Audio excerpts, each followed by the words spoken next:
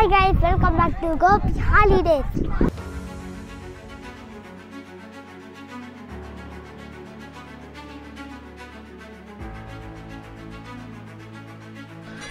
சின்னதா ஒரு சயின்ஸ் எக்ஸ்பெரிமெண்டா இருக்கு.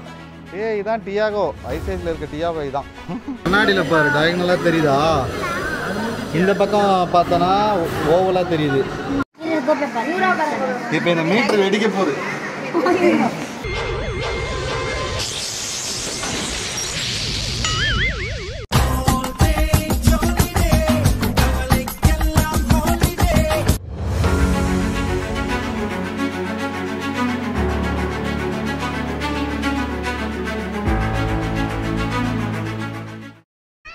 ஹாய் ஹலோ வணக்கம் and welcome to Gopi holidays. இந்த ஹாலிடேக்கு சம்மருக்கு வந்து எங்கே போகலாம் அப்படின்னு யோசிக்கும் போது பிர்லா பிளானட்டோரியம் பிளான் பண்ணோம். ஸோ குழந்தைங்களுக்குலாம் வந்து ரொம்ப பிடிக்கும், இன்ட்ரெஸ்டிங்காக இருக்கும் அப்படின்றதுனால இங்கே வந்திருக்கோம். இதில் என்ன இருக்குன்னு எனக்கும் தெரியாது.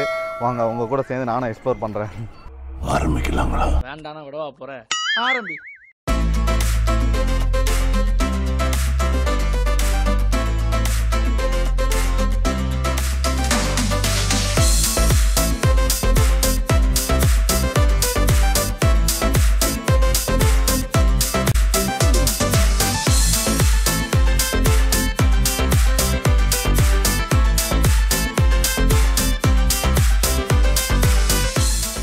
Periyar science and technology centre. இங்கே வந்து பார்த்திங்கன்னா Periyar gallery, transport gallery, 3D theatre, அப்புறம் என்ன இருக்குது, innovation hub, all of nuclear power, Indian defence.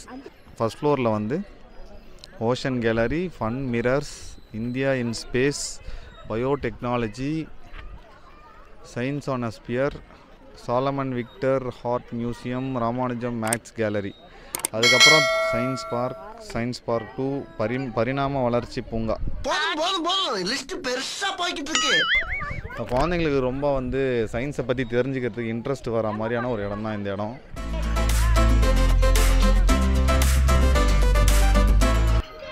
இது என்னடா பண்ணணும்?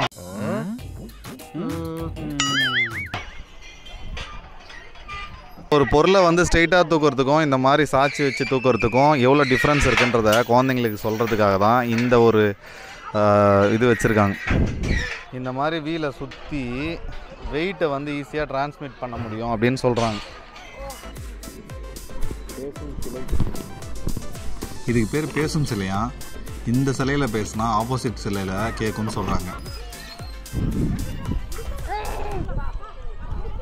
ஓவர் யோ, யார்த்தியா பேசிட்டு இருக்க?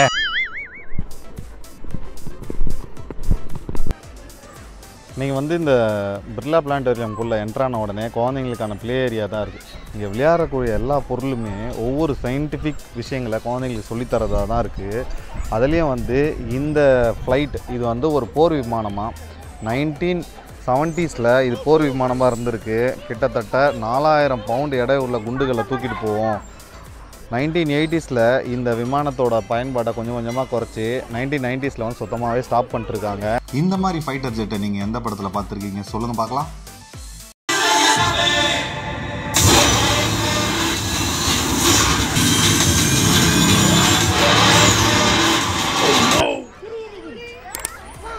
ஸோ அந்த மாதிரி நிறைய இருக்குது. ஒன்றுமே ஒவ்வொரு டிஃப்ரெண்ட்டாக இருக்குது.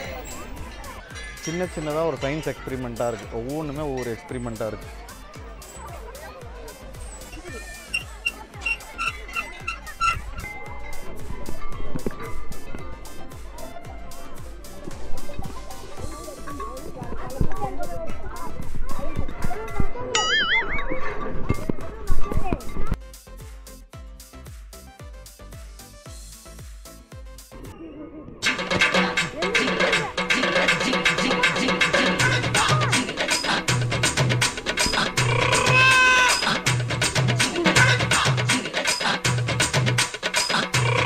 இதை பார்த்தா வந்து உங்களுக்கு என்ன ஃபீலிங் வருது?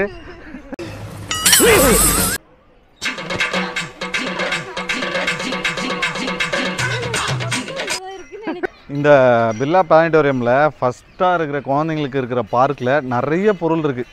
ஒவ்வொன்றுத்தையுமே நீங்கள் நுணுக்கமாக கற்றுக்கலாம். ஒரு 5 to 10 minutes ஸ்பெண்ட் பண்ணணும். அது எப்படி ஒர்க் ஆகுது, வெயிட் லிஃப்டிங் அது எப்படி ஈஸியாக பண்ணுறது, ஒவ்வொரு வெயிட்டுக்குள்ள டிஃப்ரென்ஸு, நிறைய அது ஒன்றுன்னு இல்லை, நிறைய இருக்குது.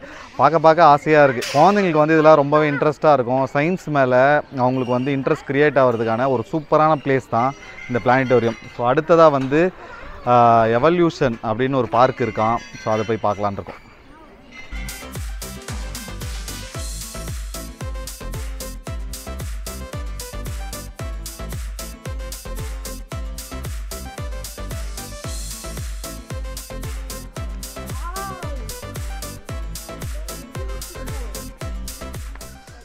பாருங்கள், எவல்யூஷன் பார்க் வந்து குழந்தைங்களாம் கண்டிப்பாக பிடிக்கும்.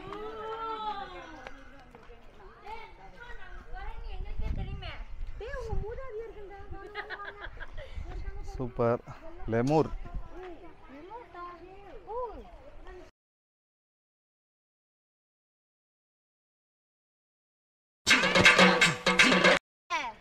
ஆமாண்டா, இது ஐஸ் ஏஜ் படத்தில் பார்ப்போமே, அதுதான்.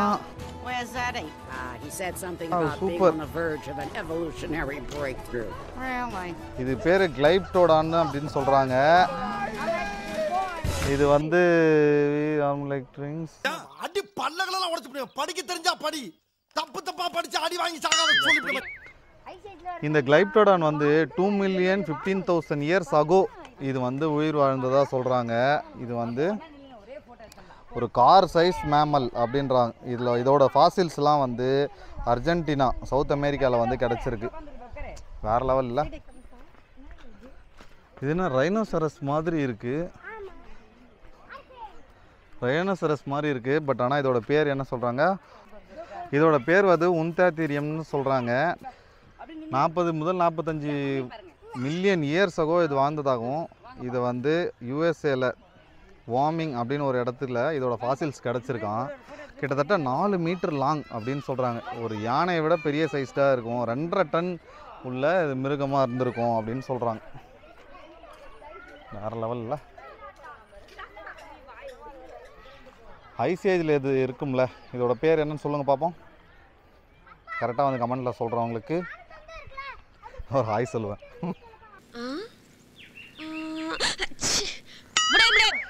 இதான் டியாகோ. ஐஸ் ஏஜில் இருக்க டியாகோ இதான்.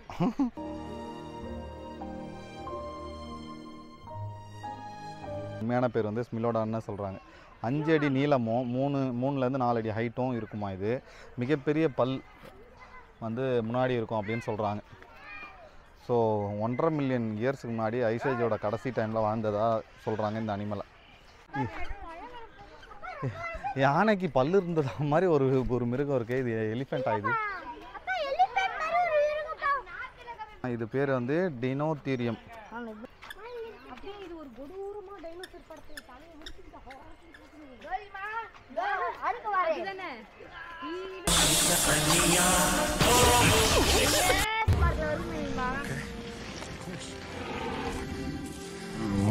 ஜுராசிக் பார்க்கில் இந்த இதுதான் வந்து எல்லாத்தையும் கொண்டுகிட்டு இருக்கோம்.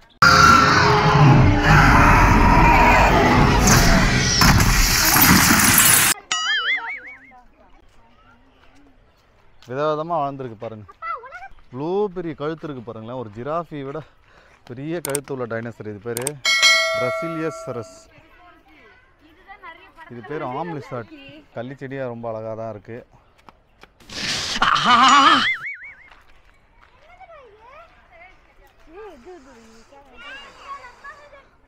இந்த பார்க் ஃபுல்லாகவே வந்து அந்த காலத்தில் விலங்குகள் வந்து சூப்பராக கண்டுபிடிச்சிருக்காங்க. ஆனால் நம்ம ஆளுங்க எதை கண்டுபிடிச்சிருக்காங்கன்னா கள்ளிச்செடியில் பேர் எதை கண்டுபிடிச்சிருக்காங்க. ஜப்பான்காரன் என்னென்னமோ கண்டுபிடிக்கிறா, நான் எதை கண்டுபிடிச்சிட்டு வந்து இது பேர். ஆஹா, இதான் அந்த தேவாக்கு. வாங்க பாட்டி, உங்ககிட்ட நிறைய பேசணும். இவ்வளோ நாள்ல எவ்வளோ நடந்துச்சு தெரியுமா? மனுஷன் வந்து குரங்குலேருந்து வரல. குரங்குக்கு முன்னாடி ஒரு மூதாதையர் இருக்கார். அதுலேருந்து தான் மனுஷன் தனியாக குரங்கு தனியாக பிரிஞ்சுதுன்னு மிஸ்டர் சொல்லியிருக்காரு இல்லையா. ஸோ ஆனால் இன்னும் பிரியாத ஆளுங்க, இன்னும் மங்கிலேருந்து பிரியாத ஆளுங்களாம் உங்களுக்கு காட்டுறேன். ஆமாம், ஹாய் சொல், ஒரு ஹாய் சொல்லுமா.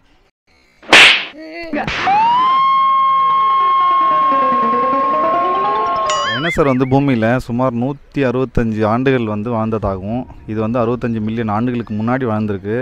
பெரும்பாலான டைனோசர் வந்து தாவர உண்ணிகளாக தான் இருந்திருக்கு. எல்லாமே ஒரே டைமில் இறந்துட காணோம். ஸோ வந்து பூமியில் வந்து விண்கற்கள் விழும்போது அதனால் ஏற்பட்ட பருவநிலை மாற்றங்களால் வாழ முடியாமல் போயிடுச்சு அப்படின்னு சொல்கிறாங்க. டைனோசரை வந்து ராட்சத பல்லி எனவும் சொல்லியிருக்காங்க. பெரிய வகை டைனோசர் நீளம் 100 அடி வரையும் 50 அடி ஹைட் அளவுக்கும் இருக்குமா. டைனோசர்கள் சில பறக்கும் தன்மையுடையவை, சில 2 கால்களாகவும் சிலர் 4 கால்களாகவும் நடக்கக்கூடியது. இதோட டைனோசரோட படிமத்தை வச்சு தான் டைனோசர் பற்றி தெரிஞ்சுக்கிட்டாங்க. தற்போது வரை 330 டைனோசர்கள், அத்தனை டைப் டைனோசர் இருக்கிறதா சொல்கிறாங்க.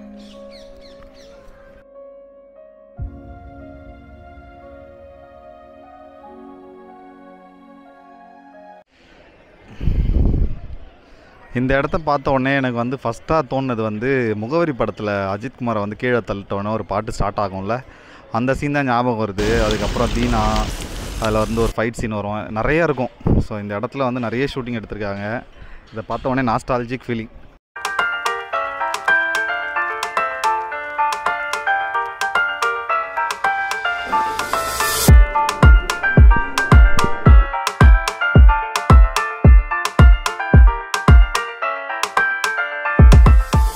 இது சுகமான இருக்கை பார்த்தீங்களா, ஆணி. நான் அப்படியே தான் உட்கார போகிறேன். கார ரெண்டி நல்லா விரிச்சு வச்சுக்கிட்டே இப்படி கை ரெண்டி மேல தூக்கிற வச்சுக்கிட்டீன்னு உட்கார்ற. ஐயோ அம்மா!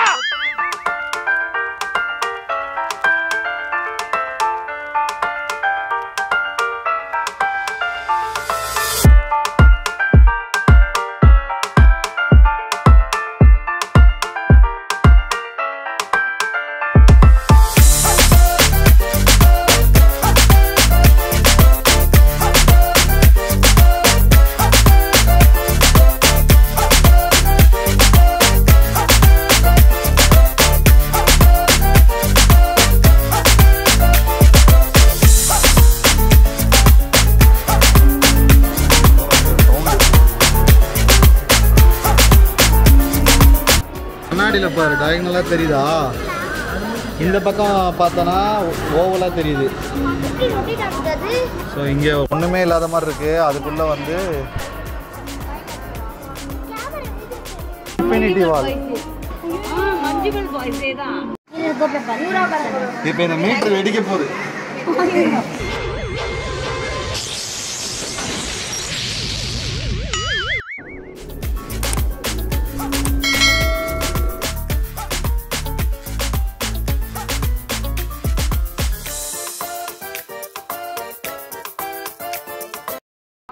ஆள் இல்லாத வந்து விமானங்களை இங்கே வந்து கண்ட்ரோல் பண்ணிப்பாங்க போல். உளவு பார்க்குறதுக்கெலாம் இதை யூஸ் பண்ணுவாங்க.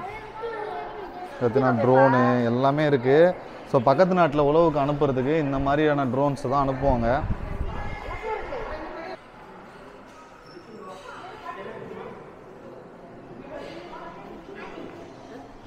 இதுதான் ட்ரெயினருக்கு ட்ரைனிங் ஏர்கிராஃப்ட் போல். ஆமாம், மினியேச்சர் ஹார்பர். இது 1965 இப்படி தான் இருந்திருக்கு. இந்த பில்டிங் ஃபுல்லாகவே நிறைய சயின்ஸ் எக்ஸ்பெரிமெண்ட்ஸ் இருக்குது. ஒரு வீடியோவில் வந்து அடைக்கிட முடியாது. நீங்கள் வந்தீங்கன்னா உங்களுக்கு கண்டிப்பாக ரொம்பவே இன்ஃபர்மேட்டிவாகவும் இருக்கும், ரொம்ப இன்ட்ரெஸ்ட்டாகவும் இருக்கும், என்டர்டெயின்மெண்ட்டாகவும் இருக்கும். அதே போல் நம்ம பிளானட்ஸை பற்றி தெரிஞ்சுக்கிறதுக்காகவே ஒரு 30 மினிட்ஸ் சினிமா மாதிரி ஒரு ஷோ வந்து ரெடி பண்ணியிருக்காங்க. அதுக்கு டிக்கெட் எடுத்துகிட்டு வந்துடுங்க. கண்டிப்பாக உங்கள் குழந்தைங்களுக்கும் உங்களுக்கு ரொம்பவே சூப்பராக பிடிக்கும்.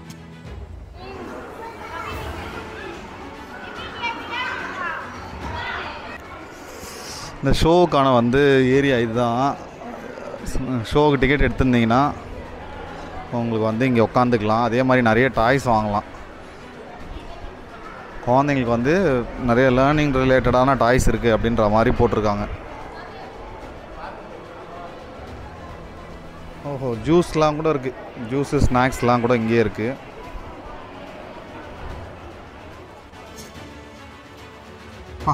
எவ்வளோ கூட்டம் பாருங்களேன். வீக்கெண்ட்னால இவ்வளோ கூட்டம் இருக்குது.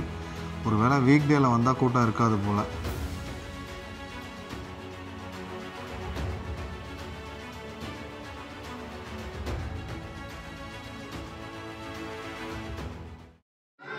நம் பூமிக்கோளில் வேறுபட்ட நிலப்பரப்புகளில் தொடங்கி அகண்ட பிரபஞ்சம் வரையிலும் அதற்கு அப்பாலும் உற்று நோக்க தொடங்குகிறோம்.